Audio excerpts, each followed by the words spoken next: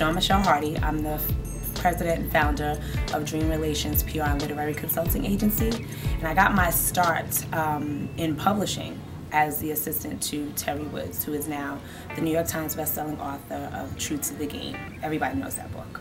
I worked with her for 2 years, and then after that I launched my PR agency and basically just spread the word to authors that had wanted to work with me, bookstores, distributors, and let them know that I was now giving consulting to other authors who wanted to self-publish urban literature, as well as doing publicity for authors that are signed to major publishing companies. As a publicist, my day consists of a lot of interviews and media follow-up. I do a lot of pitching to the media, whether it's online, television producers, radio bookers, to basically get my clients on the radio or online to basically comment about their books and just let people know that they're going on tour, that they have new books coming out.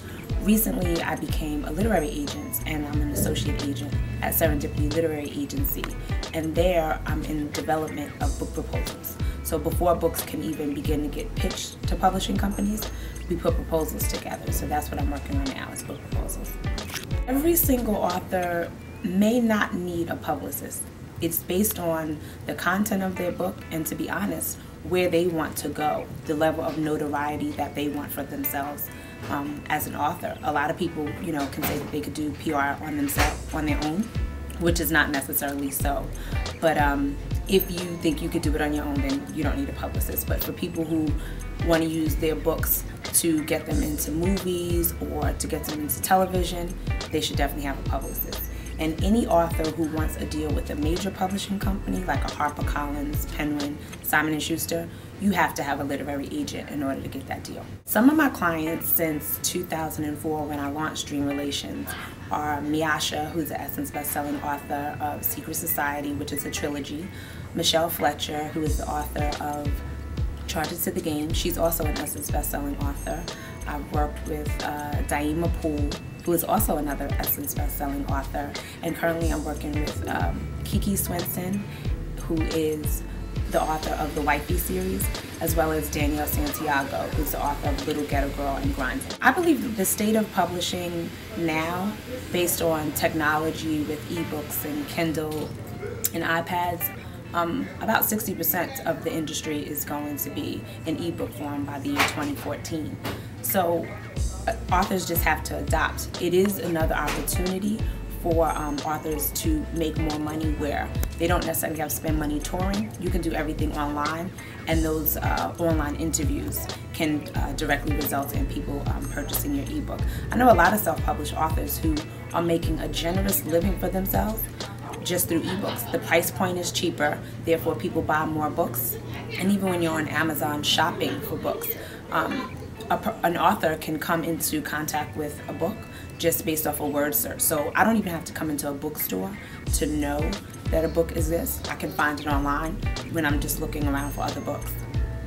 So I just think the sales opportunities are greater. I actually have a client who is not so favorable about ebooks. And what I say to authors who are finding it hard to adapt into the ebook market is they have to look at it this way. Bookstores are closing. African American bookstores are closing nationwide. Borders just went out of business. So the venues in which you can go and meet your reader, there are less of them. So you have to be creative. With regards to how I get my authors to promote their books to the bookstores that are still remaining, is we basically send out advance read copies and galleys of the books. It's important to let bookstores know that your books are coming, especially when you're self-published, because the major publishing companies have already sent out copies and bookstores are aware of them. I like my authors to connect with book clubs. Book clubs have existing members who already gather, and their common interest is to talk about books and read books. So they love the idea of connecting with authors. So if an author is coming to town, I try to make the connection between the author, the book club, and the bookstore so that everybody comes together, and the bookstore is benefits by basically having the book club meeting at the store where they can garner a certain amount of sales because a group of readers are coming together for the common interest to support an author. Because I got my start working with Terry Woods, and she is a self-published author, I saw how hard she worked, and now she's a New York Times bestselling author. There are 3 things that I think that all self-published authors should be aware of. One is the cover and the presentation of your book. As a publicist, I'm competing with the same space as a Simon & Schuster, HarperCollins, or a Penguin. So I need my authors to make sure that their book covers look professional, look clean, and it doesn't always necessarily mean that their first opinion of their book cover is right, but they should get multiple opinions because you want to make sure that your book cover can compete with something that a major publishing company is putting out.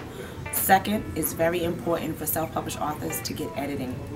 You can have a great story, but if it's horribly written, it's going to be hard for it to become a great book. So you want to make sure that whoever is working on your project, editing-wise, that self-published authors get good editors. And the third thing that I would tell authors is it's really important for them to have their social media space. You need your Facebook, you need your Twitter, you need to have images of your book cover up on your social media spaces. And that's where you're going to find your reader worldwide without having to travel. You can have your hubs and everybody comes for Facebook chats and Twitter chats. So book cover is very important, your editing is very important, and nowadays with technology, all self-published authors definitely need to have a strong social media presence.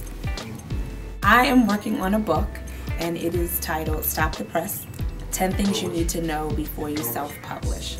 I'm looking to have the book come out next summer, 2012. There's so many things that you can learn in the process of self-publishing, but I think that in my experience working with authors at Dream Relations is that there are 10 things that authors need to know. So before they spend money, before they hire an editor, before they even build their website, there are certain things that they need to know just to make sure that self-publishing is even something that they want to do.